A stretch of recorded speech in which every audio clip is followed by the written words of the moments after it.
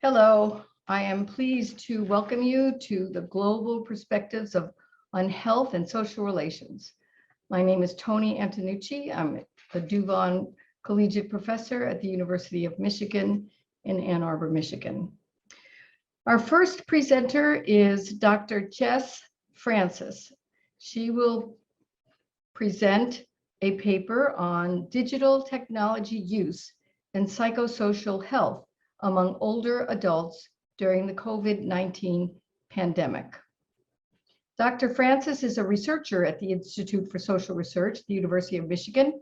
Her work focuses on issues related to technology use, aging, and health among marginalized populations. Dr. Francis. Hi there, my name is Jess Francis, and I will be presenting today my presentation on digital technology use and psychosocial health among older adults during the COVID-19 pandemic. I'll be presenting on behalf of my co-author, Dr. Kristine AJROUCH, professor of sociology at Eastern Michigan University and adjunct research professor at the Institute for Social Research at the University of Michigan. So let's get started. So it's currently estimated that as many as 10 million adults aged 50 and older experience depressive symptoms. Since the start of the COVID-19 pandemic, 19% of older adults in the US reported worsening depression.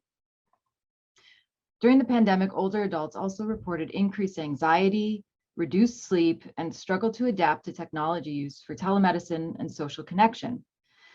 And this is of specific interest to us because our research is based in the convoy model of social relations. Now, social networks have been conceptualized as convoys comprised of various social ties of differing emotional closeness that evolve over time. These ties provide us with social support throughout our life and impact our overall well-being. Information communication technology use, or ICT use, can facilitate older adults' connection to their social network ties and support and mitigate threat of depressive symptoms and improve overall well-being. Now, during the pandemic, 4 out of 5 older adults relied on ICTs to communicate with others, and this is a marked increase from previous years. 15% of older adults, however, reported that they don't have access to any type of internet, while 60% of older adults cite that the cost of the internet is a problem. And this is from a national report conducted by AARP in 2021. So this leads us to our research question for this study. Given that during the pandemic, we were all limited to how we could interact with our important others, and many of us had to rely solely on ICTs to connect with any source of support or information or connection to the outside world. We're especially curious about how does ICT communication with our social network ties affect depressive symptoms among older adults during the COVID-19 pandemic. So this brings us to our study. So our data came from an NIA administrative supplement to expand the Alzheimer's disease risk and ethnic factors, the case of Arab Americans, R01 grant through the NIA. Our study was a phone survey of older adults aged 65 and older. We focused on social relations, experiences during the COVID-19 pandemic, and cognitive health. Our sample was a probability sample of Middle Eastern, Northern African, or MENA, Black and white residents of the Detroit metro area in the United States. To assess our question, our measures included a dependent variable, depressive symptoms, which was measured out of 10 items from the CESD, scored on a scale of 1 to 4, and then summed. Our independent variables were social network size. We asked people to list up to 10 people that they talk to on a regular basis, including friends and family. An average frequency of ICT communication. For this measure, we averaged the frequency by which older adults communicated with others by phone, text, which would include email and social media, and video chat. And these were scored on a scale of 1 to 4, from irregularly to every day. We also looked at a series of demographic variables and self-rated health.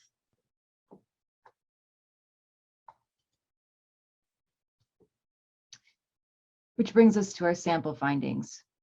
So for our sample, our participants had an average depressive symptoms score of 17.5, which puts our sample just over the threshold for being at risk to develop depression. The cutoff point being a score of 16. We had roughly 32% MENA participants, 34% Black participants, and 34% white participants, non-MENA participants. Our sample was 58% female, and the average age of our participants was about 72.5 years old. The network size on a score of 1 to 10 for the average participant was about a 4.8, or just under 5 people. Average frequency of contact on a scale 1 to 5 for face-to-face contact, so without using any form of ICT, was about a 2.3. And then for ICT communication, the score was about just over that at 2.7. And the N for this particular sample was 424 participants. So in order to address our research question, we performed a series of regression models, and for ease of reading on the screen, I've gone ahead and I've circled our significant associations here. As you'll see, with depressive symptoms as our dependent variable, we see that household income is has a consistent, significant and negative association with depressive symptoms throughout the 5 models. Self-rated health, likewise, has consistently shows up as significant and negative in relation to depressive symptoms. And average tech use comes in as significant and negative with depressive symptoms. Now, what's interesting here as well is we see no significance or significant differences between the racial groups, no significant relationship with network size or frequency of face-to-face contact. So we'll move forward here and we'll kind of discuss what this means. So what we're seeing is that the average frequency of ICT communication among our older adult sample had a significant and negative association with depressive symptoms, regardless of network size, frequency of face-to-face contact, and in addition to higher rated health.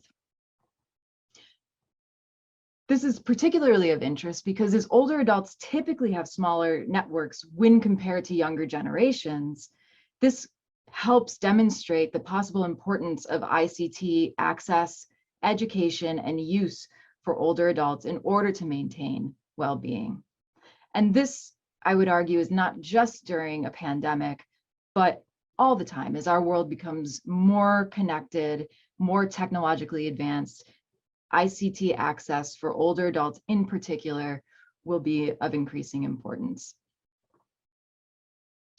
And third, income is a factor.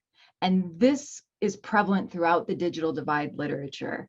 When it comes to technology access and use, and when we ask the question, who benefits most, it stands the test of multiple studies that the rich will get richer, meaning those with higher incomes will see the benefit of ICT use, especially when it comes to well-being. So again, when we're thinking of, those in our community who are digitally divided, who don't have access to ICTs, we do need to focus on individuals of lower incomes, no matter, again, regardless of racial group, education, and network size.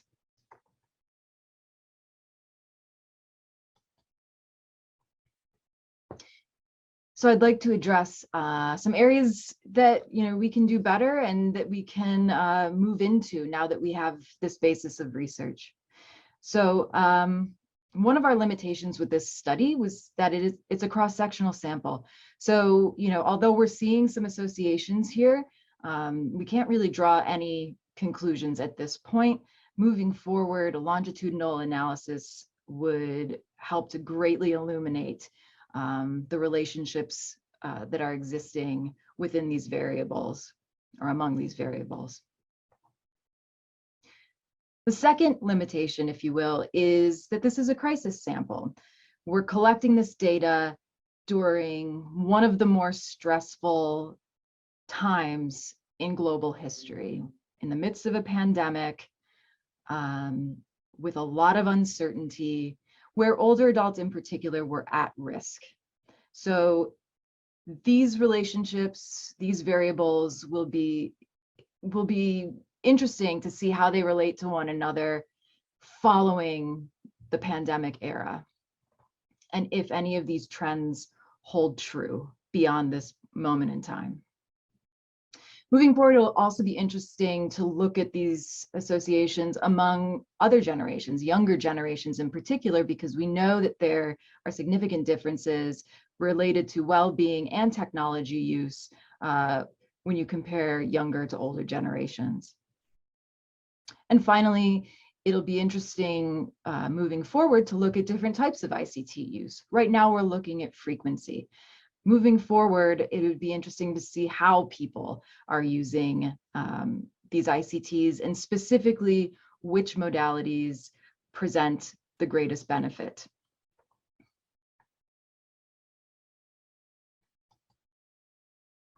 So what does this mean? In an aging world where we're going to see the number of older adults on the planet explode by the year 2050, keeping in mind that so many older adults in particular, regardless of where they live in the world, are digitally divided, will be of increasing importance for the reason that we see here, that when we use ICTs to connect with one another, there is a benefit to our overall well-being. ICTs are an important facilitator of our connection to our social networks and to our social support. In a quote from Alison Bryant, the Senior Vice President of Research at AARP, she says, "Technology enabled older adults to better weather the isolation of the pandemic, from ordering groceries to telehealth visits to connecting with loved ones. But it also exacerbated the divide. So much more is done online, and the 38 million disconnected older adults in the United States alone are being further left out." This should spur us on to do more ICT research, to communicate with policymakers and other representatives of our society and our communities to ensure that we can provide the best access and opportunity for ICT use and education for older adults in order to give everyone an equitable chance at maintaining their well-being, no matter whether we're in a pandemic or in much calmer times. The benefit of ICT use should be sought out for all generations. That's my presentation. I want to thank you all for listening. I want to thank my co-author, Dr. Kristine, and my team at the LCD, Life Course Development Program at the ISR at the University of Michigan. If you have any questions, please feel free to email me at jessfran@umich.edu. Thanks a lot. Thank you, Jess. Those were very important points you were making. We turn next to Dr. Rita who is a graduate student, a doctoral candidate in social work and developmental psychology at the University of Michigan. She will be presenting her study titled Migration Histories Effects on Social Isolation and Loneliness. My name is RITA Xiaochen. I am a doctoral candidate in the social work and psychology at University of Michigan. Before we start, I would like to thank the chair of the symposium, Dr. Tony Antonucci, for this opportunity to share my work. I also would like to acknowledge the Elizabeth Duvan Junior Scholars Fund for supporting me to share my work at this international conference. The study I'm presenting today is titled Migration History, the Effect on Social Isolation and Loneliness. The theoretical framework that inspired this study is the convoy model of social relations. Social relationships are multidimensional and longitudinal. They are influenced by personal and situational factors.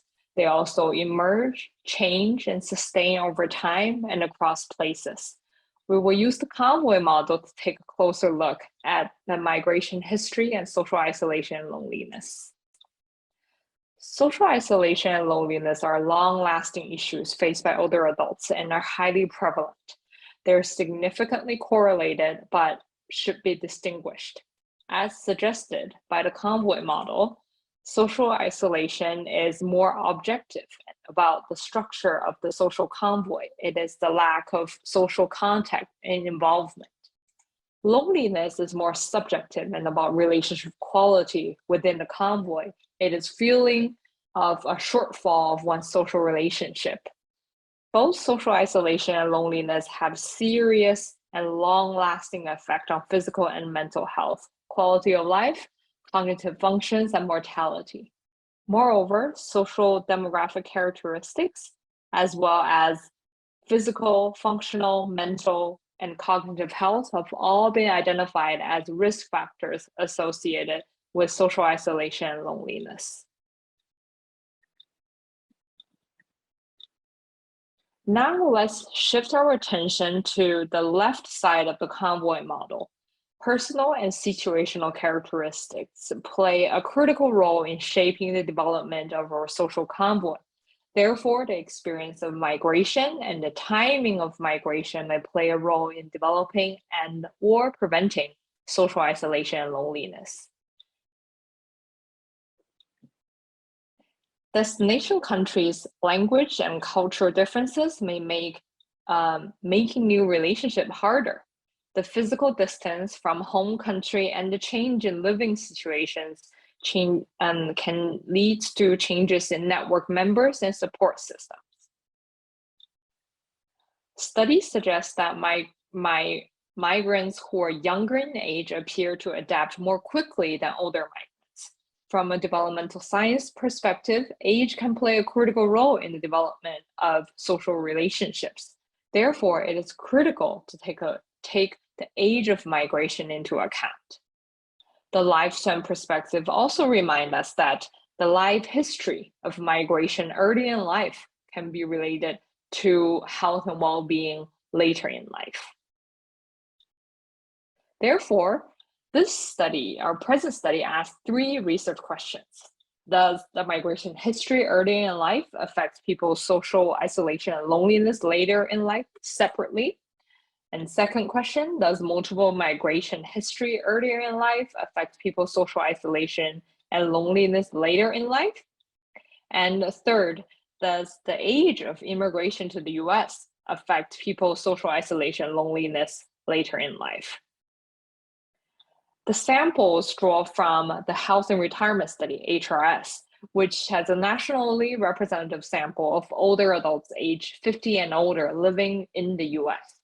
Since 2017, led by Dr. Jackie Smith, the HRS started to collect a life history of their participants. In this mail survey, participants were asked about their education, immigration, residential, health, and even caregiving histories before the age of 50. The measure of migration history comes from the Life History Mail Survey. And since 2006, the HRS collects information about participants' social isolation and sense of loneliness through their psychosocial questionnaire. They survey half of the entire panel in each wave. So for the current study, we used response collected in 2016 and 2018 to have the full panel. The independent variables are constructed based on a series of questions about migration history. The respondent will ask, did you live outside of the US for 6 months or more before 4 different age periods? Respondent can choose yes or no. Based on US immigration regulation, living in the United States for at least 6 months can be considered permanent residence. We constructed a dichotomized yes-no variable on migration history by assigning yes to people who answered yes at least one of those age periods, and no to people who reported no experience living outside of the US. We calculated the number of migration period and episode by summing the number of migration experience they indicated across different age periods. We also calculate the age of immigration to the US, which I will explain more in the next slide. The age of immigration to the US has 4 categories. So for example, people who immigrated after age 10, in the question, they probably indicated no to live in the US before age 10. However, they must have indicated yes all the way from age 10 to age 50. And on the other end, so if we look at people who categorize as immigrated after age 26 to 50, then they probably indicated no for whether they live in the US or not, all the way until age 25, and then indicated yes to the last age period. The dependent variable included social isolation and loneliness. Social isolation is measured based on network size, frequency of contact with adult children, family and friends, attending religious service, and engage with social activities. The higher the score, the more isolated the person seems to be. And loneliness is measured by UCLA loneliness scale, including items such as I felt left out. And we average across 11 items. So the higher the score, the more lonely a person feels. Based on previous literature, we identified demographic and health variables that can be related to social isolation and loneliness. We controlled those in our analysis. And since the migration history asked until age 50, we made sure that the sample included in the study were at least 50 years old when they responded to the question about social isolation and loneliness. That's why the age range is 50 to 100 there. I also want to highlight that 19% of the entire sample of 8,172 have lived outside of the US for more than 6 months.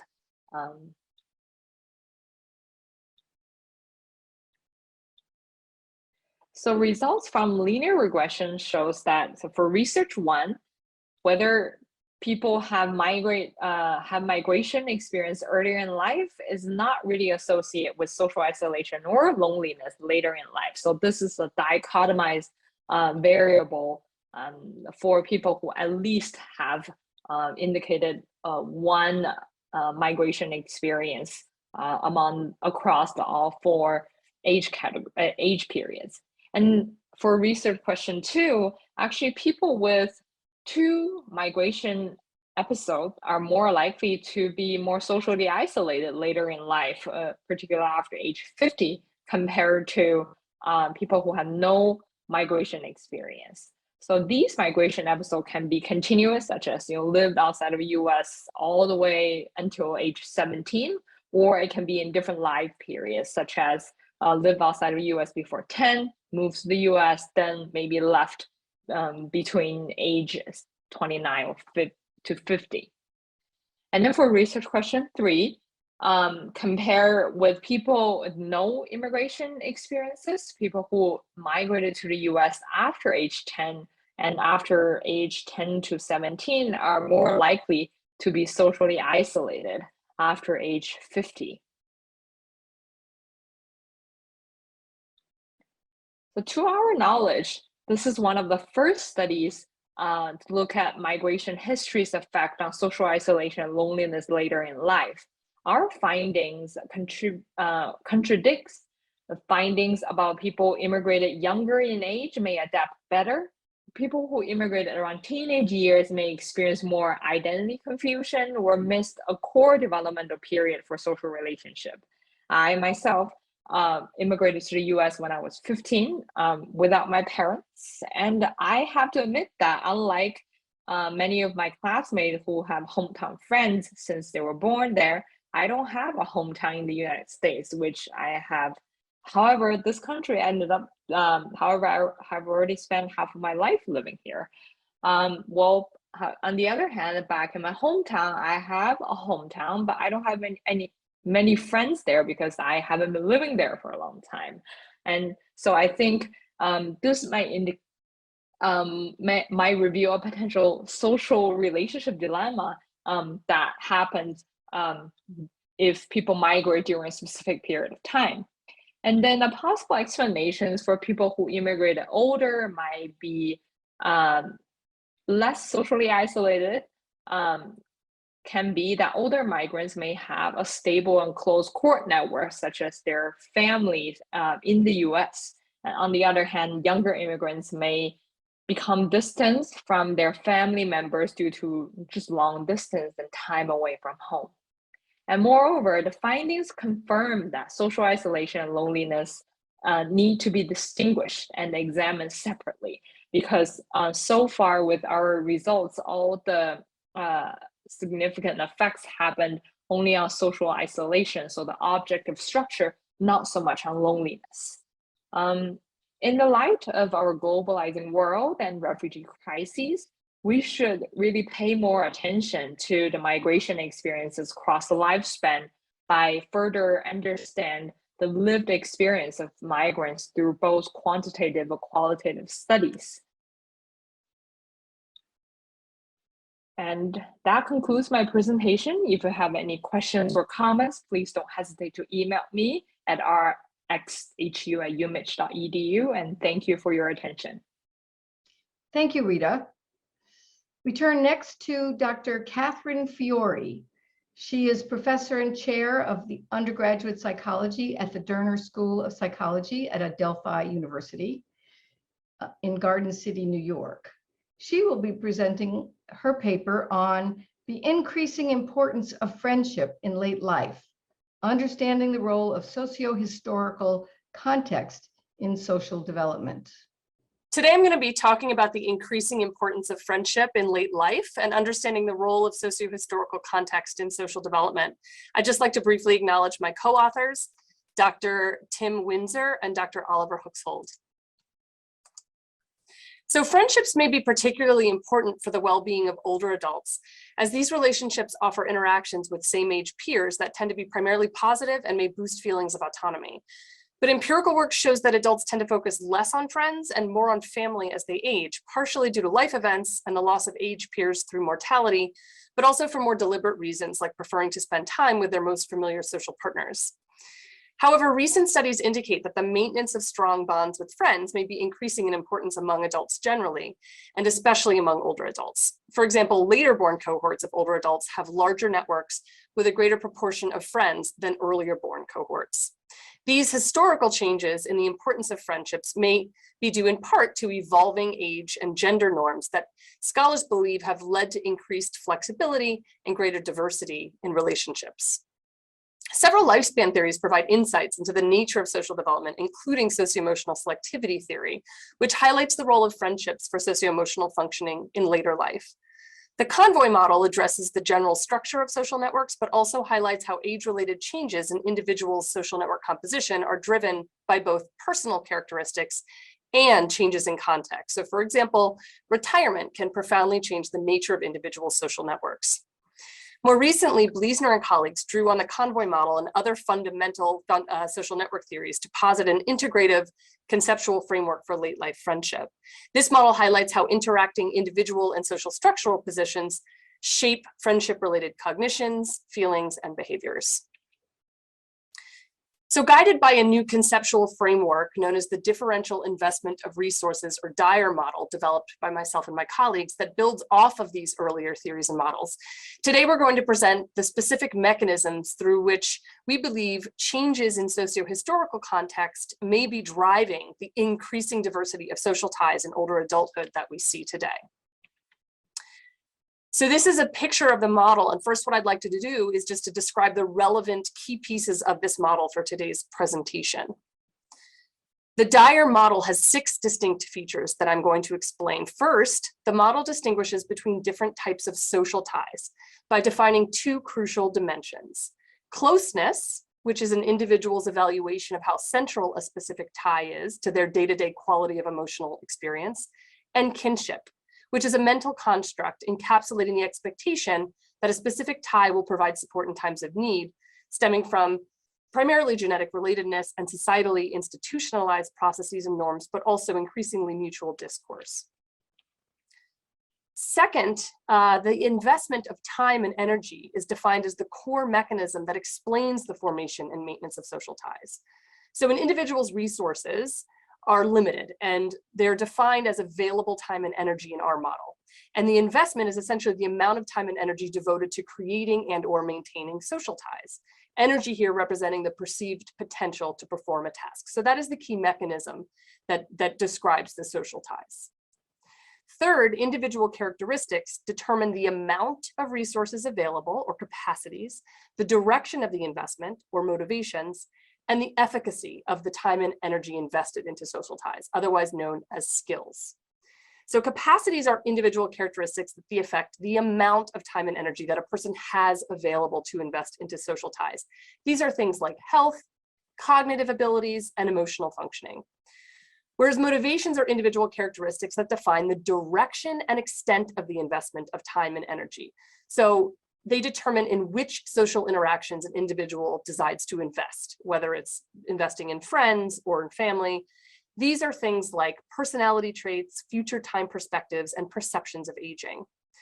Finally, skills are individual characteristics that influence the efficacy of investments into social interactions. So how good we are at interactions. These are things like theory of mind. Fourth, and key to this presentation, is that the model incorporates context in 3 ways in its effects on, first, the social opportunity structure, second, time and energy, and third, the individual. So we view the context here as all of the factors that are relevant for understanding the formation of social networks. Consistent with adaptations of Bronfenbrenner's view, we acknowledge that context can be organized on multiple levels. The micro-level context is equivalent to the social network, which is the sum of all social ties. That's what's labeled social ties in this figure. The meso-level context is the contextual entity that links the macro to the micro level. It can be understood as the individual's living situation, for example, geographical factors, socioeconomic conditions, and life course phases. All macro level effects operate through this living situation, and hence you see the circles are overlapping for the meso and macro level contexts in this figure. The macro level context includes the social structure of the society. So for example, social and political institutions, laws, and distribution of wealth, as well as the societal and cultural norms. And again, we believe that contextual factors operate via 3 primary pathways in influencing individual social networks. First, and perhaps most importantly, is in their effect on the social opportunity structure, which represents all of the potential ties in which an individual can invest, so the availability of ties, as well as the costs of investment in terms of time and energy into those ties. Second, the context can have a direct effect on time and energy, conceptualized as constraints. And finally, context can operate in its effect on the individual via capacities, motivations, and skills. The 5th key piece of the model is that the investment in social ties can provide individuals with the means to influence their opportunity structure and their contextual conditions. This is what's sometimes known as social capital. All of those resources embedded in the social network that influence the individual's opportunity structure and or their living situation. This could be conceptualized also as bridging potential. And we're not going to be focusing on that today. And the last point of the model, which is also not a focus of today's presentation, but just to fully describe the model, The model describes how different types of ties in turn affect individual characteristics via social functions. And those three social functions are social exchanges, social influences, and social evaluations. But again, the focus of today's presentation is really to understand the mechanisms through which context can explain the increasing importance of friendship in the lives of older adults. And like I said, there are three potential pathways. So let's start with the role of context in changing the social opportunity structure. Many of the historical changes in the social opportunity structure are consequences of changes in the demographic composition of the population. So for example, because friends tend to be age peers, the large historical gains in life expectancy means that older adults can maintain existing friendships for longer periods and may provide older adults with more opportunities to interact with age peers and make new friends. So in other words, these changes increase the availability of ties in which older adults can invest time and energy. In contrast, decreasing fertility rates and increasing childlessness will likely translate to a reduced availability of children for future older adults, such that more recent cohorts of adults may invest more resources into non-kin ties who can provide support traditionally provided by legally defined kin. Another example is geographical mobility. This can also change the social opportunity structure for older adults. For example, greater mobility could translate into increases in the number of potential ties, in other words, availability of non-kin in particular. But at the same time, such mobility could pose potential threats to longstanding ties. If, for example, adult children and/or close friends of older adults are moving away, in other words, decreasing the availability and potentially increasing the costs of investment into these ties. At the same time, the products of advances in certain kinds of technology, for example, social media and video chatting, not only facilitate staying in touch with geographically distant family and friends, decreasing the costs of investment, but also enable new forms of relationships and relational maintenance, potentially increasing availability and decreasing costs simultaneously. The next pathway I'd like to touch on involves the context working directly on the amount of time and energy available to individuals for investment into the formation and maintenance of social ties, including friendships. So in later life, the transition to retirement represents one such fundamental contextual change. In broad terms, retirement may result in increased discretionary time and energy for investment into valued relationships outside of work prescribed roles. Furthermore, historical changes in work culture may have actually reduced the cost of maintaining work-related relationships after retirement, translating to more of these types of friendships post-retirement. Finally, we turn to the third potential pathway or mechanism, which is the ways in which context can influence the individual. Today, I'm only going to focus on motivations, which likely play a much larger role than capacities and skills in terms of how the context affects individuals from a historical perspective. It should also be noted that historical changes influencing individuals' motivations are also simultaneously changing the social opportunity structure, since the motivations of individuals' ties are also changing. So that's why the social opportunity structure here is highlighted in red, in addition to the pathway going from context to motivations. So for example, historical shifts away from traditional values and towards individualization translates to an increase in the role of personal choice in constructing social networks and a decrease in the emphasis on kin, essentially changing individuals' motivations and decreasing the costs of investing in non-kin. Gender norms are also evolving, which may be associated with decreases in norms against opposite-sex friendships, changing individuals' motivations to invest in opposite-sex ties, as well as reducing the costs of investing in these ties for friendship. We can also think about how socio-historical context has changed individuals' motivations in late life in particular. So historical increases in life expectancy mean that the public has become more aware that older adults have more time left to live. So the pruning of peripheral ties theorized to occur in line with changes in future time perspective may be increasingly delayed in later born cohorts.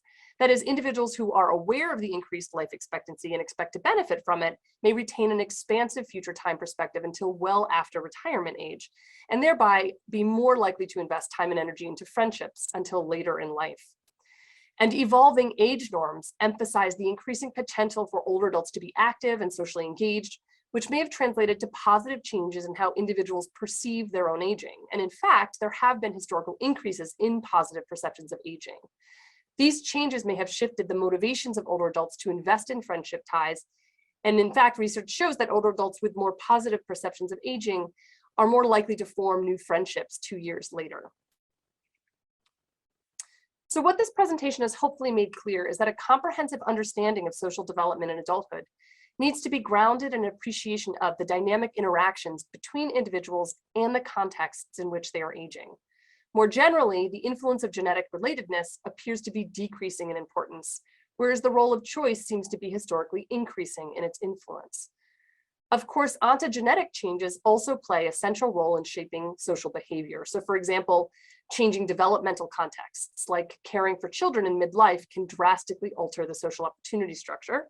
But that was not the focus of this presentation, but it is something that the Dyer model can speak to. So I'd like to thank you for your time and finish there. Thank you, Kate. Our final speaker is Dr. Kristine AJROUCH from the Eastern Michigan University. She's a professor of sociology there, and she's also an adjunct professor in the Life Course Development Program at the University of Michigan. She will be presenting her work on COVID-19 stress and cognitive function in an ethnically diverse sample. Okay, good afternoon, everyone. I am delighted to be here, and I'd first like to thank Dr. Tony Antonucci for inviting me to be part of this panel. So I want to start out by defining who are Arab Americans. Those who are living in the United States from the Middle East or those who have Arab ancestry are often invisible in research that aims to advance understanding of health disparities. So I want to start by defining Arab Americans. The definition I use for my research is that it refers to anyone with ancestry to an Arabic-speaking country. It's language-based and therefore a pan-ethnic categorization that includes people who come from 22 different countries with various religions, including both Muslims and Christians, as well as an array of ethnicities that have long lived in Arabic-speaking countries such as Chaldeans and Assyrians. So this term encompasses individuals who trace their ancestries to a diverse number of national origins, ethnic groups, and religious affiliations. Southeast Michigan in the United States is home to the largest, most visible concentration of Arab Americans in the country. According to our US Census data, in 1990, Arab Americans made up less than 1% of the US population. Less than 1% of the population in Michigan. But over the last 30 years, their numbers have tripled, and they now represent 3% of the population in Michigan. The US government, through the Office of Management and Budget, legally classifies Arab Americans as simply white. There is growing evidence, however, to suggest that Arab American experiences do not mirror overall white experiences. For example, socioeconomic status profiles show a bifurcated population where we have large proportions of the Arab American population who have higher than average education level and income than the general population, but at the same time, higher proportions in the lower strata of the socioeconomic strata in the United States, with higher numbers than whites who have very low education levels and who are poverty stricken. Furthermore, accumulating research shows that Arab Americans have higher prevalence of chronic conditions, including diabetes and cardiovascular disease, as well as higher levels of depressive symptoms. Now, in an attempt to make Arab Americans visible during the pandemic, the COVID-19 pandemic, we leveraged an existing study on older adults that was about to go into the field when COVID hit to investigate stress and strain from COVID and its effect on cognitive health. Though it's clear that COVID-19 affects everyone, it became increasingly evident that the racial and ethnic minority experience of COVID was much different than whites, as they were much more likely to have COVID or to have died from COVID. So though the prevalence and incidence of COVID-19 was higher among racial and ethnic minorities, rates of stress are unknown. Stress from COVID could include both economic and social dimensions and may have effects on cognitive health, with stress exposure identified as a key factor in racial and ethnic disparities. Therefore, there are a lot of benefits to having a comparative perspective and making visible in this comparison the group that we know as Arab Americans. So our study goals then were to characterize the prevalence of COVID-19 stress and its effect on cognitive health among 3 racial and ethnic groups in the Metro Detroit area. Our first hypothesis is that Arab Americans will be more likely to report COVID-19 stress than whites, but not more likely than Blacks. Our second hypothesis is that Arab Americans will have worse cognitive health than whites, but not different from Blacks. And our third set of hypotheses are a set of competing questions, with the first hypothesis suggesting that Arab Americans will have worse cognitive health due to COVID-19 stress than whites, but not worse than Blacks. But then the competing hypothesis is that Arab Americans will have better cognitive health due to COVID-19 stress than whites, but not better than Blacks, suggesting that there may be some resilience that has been accumulated over the years due to their situation as a racial and ethnic minority. So our data come from the Detroit Area Wellness Network, which we call DAWN. It was a supplement to a larger study that was halted because of COVID. We couldn't go into the field because it involved face-to-face data collection. Instead, the DAWN study collected data through a 30-minute telephone interview. We ultimately collected data from 606 individuals who were 65 years and older. It was a random probability sample from the 3 counties in Metro Detroit, including Wayne, Oakland, and Macomb. And we also included individuals from the panel sample of the longitudinal social relations study, which has been collecting data on individuals since 1992. So our measures for COVID-19 stress included whether or not individuals had experienced COVID-19 symptoms, whether they had known someone who died from COVID, whether they had experienced a loss of income during the pandemic, and whether or not family conflict had increased during the pandemic. Our cognitive health measures included the CRAD, immediate and delayed recall, category fluency, and digit span forwards and backwards.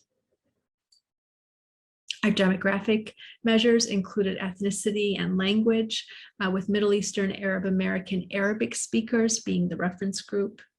Our age was continuous. Our gender variable was male-female, with male being the reference group. And of course, we also had an education measure. So just to give you a snapshot of our sample, the average age of our sample ranged from the early to mid 70s. But I'd like to draw your attention to patterns by ethnicity concerning gender and education. You can see from this graph that the Middle Eastern Arab American sample had a lower percentage of females, only 36% of our respondents were female, than the other 2 groups. Whoops, let me go back. And furthermore, they reported on average lower education levels. Approximately 1/3 of the Arab Americans in our sample completed the survey in Arabic. After adjusting for covariates of age and gender, our results showed that Arab Americans are more likely to report COVID-19 stress than both whites and Blacks.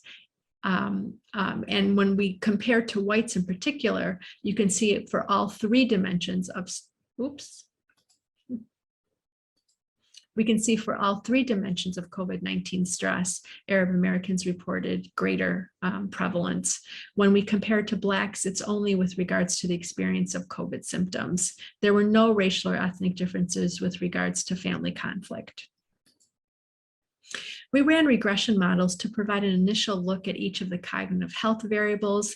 And here, what I'd like to point your attention to is that Arab Americans tended to report worse performance on category fluency and on the CRAD, immediate and delayed recall. But we ended up actually carrying out structural equation modeling to investigate whether or not Arab Americans have worse cognitive health than whites. And the reason why we did that is because our initial analyses suggest that the performance or the scores on our cognitive measures are indicating more than cognitive ability. In other words, there's a cultural dimension here. So this first model compares the racial and ethnic groups without controlling for any demographics. And what we see here is that whites have better cognitive function than Arab American English speakers, who are a reference group, but the Arab American English speakers have better cognitive health than the Arabic speakers. Now, what I want to point out here is that once we controlled for age, gender, and education, the racial and ethnic disparities disappeared. This finding suggests that these disparities may be explained by these demographics. Also, there were no racial or ethnic differences in how COVID-19 stress influenced cognitive health. But what we did find is that family conflict change, that is when individuals reported that they had more family conflict during the pandemic, they also reported worse cognitive health, and this was true across race and ethnicity. So what are our conclusions? Living in a socio-historical period where Arab Americans are emerging as a distinct racial and ethnic group, we show the importance of including them in a comparative analysis because it adds to the discussion of health disparities. It's especially important for key parts of the country like the Metro Detroit area in Michigan, where Arab American populations are prevalent. But more broadly, really including this group allows us to identify both unique and universal elements when it comes to thinking about theory and suggesting practice guidelines. What we found is that Arab Americans experience more stress from COVID than whites. We also find that cognitive function measures operate differently for Arab Americans than they do for whites or Blacks. And finally, the universal finding is that more family stress is associated with worse cognitive health, really drawing our attention to social relationships as a key area for future research. Finally, I'd just like to acknowledge that this work is a team effort. I'd like to recognize my collaborators, Tony Antonucci and Laura Zahadny, as well as Simon Brower for his work on the analysis, and of course, the National Institute of Aging for supporting this work. Thank you. Thank you, Kristine. We will now have time for question and answer period. If you have any questions you'd like to share with us, please do so now.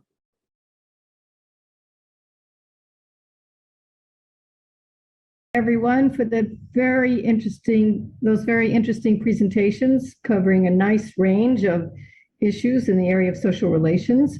So we have a few questions that I will pose to you and ask you to briefly respond to. And I'll go in the order of the presentations.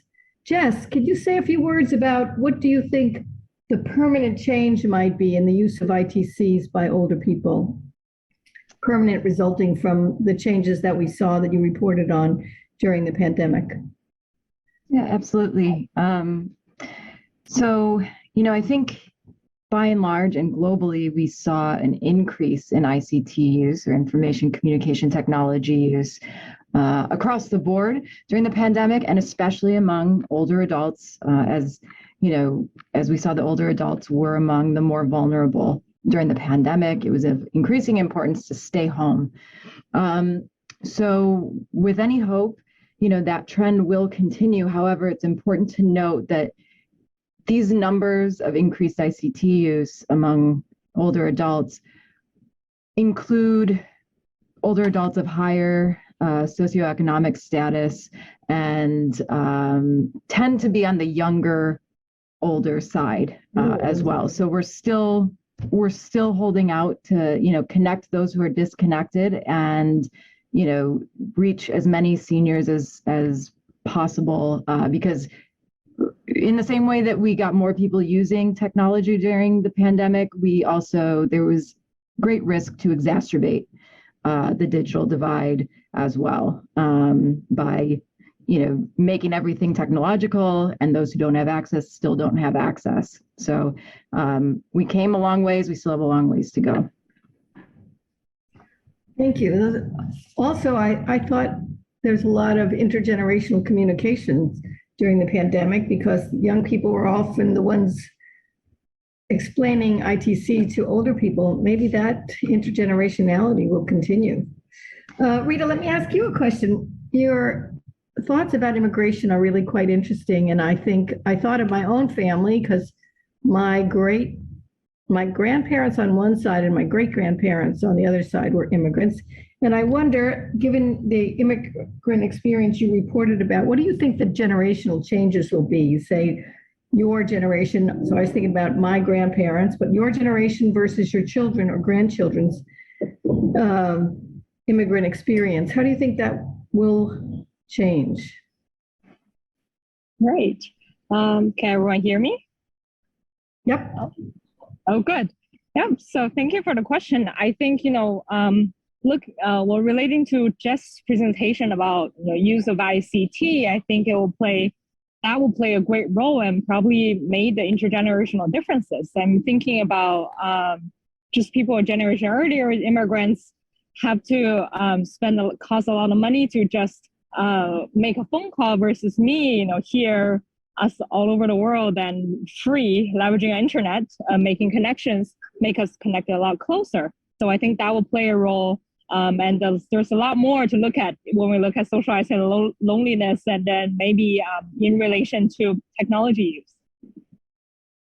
Yeah, I know. I was thinking about this. There was tales in my family of the number of trips by boat that took weeks for my grandfather to come from Italy and go back. And of course, there was a whole ritual of how often you went, which wasn't very often because it was expensive, and all the gifts you had to bring, because of course that's one of the things you did. But now if you talk to everybody, twice a day because it's so cheap to do so, I think those conventions are quite different and changing for the future.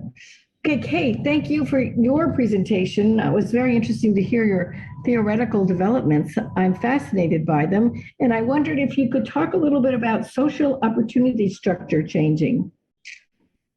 Sure. Yeah. I mean, I think the technology example is a really great one and one that I brought up before. But, in terms of social opportunity as being represented by kind of the availability and costs. So the availability of social ties and costs, obviously, we see a lot more availability and decreased cost because of these technological changes, but also thinking in terms of like other current events. I mean, I think, we had already developed this theory many years ago, but suddenly in the context of COVID, it became so clear how strong of an effect our context has on our social opportunity structure. I mean, we were suddenly faced with, spending a lot of time with our close others and not so much time with anyone else for long periods of time.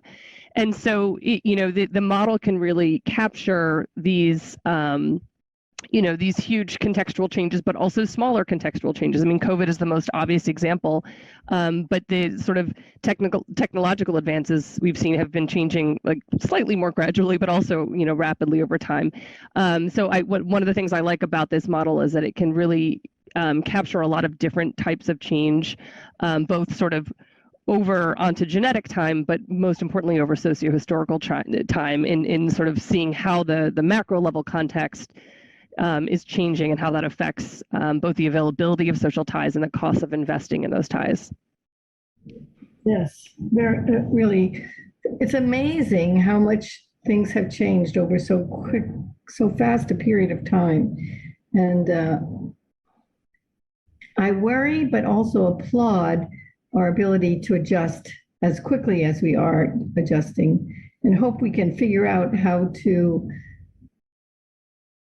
I don't want to use the word manipulate, but structure those changes in a way that has the most positive outcome and leads to the most positive results for the greatest number of people.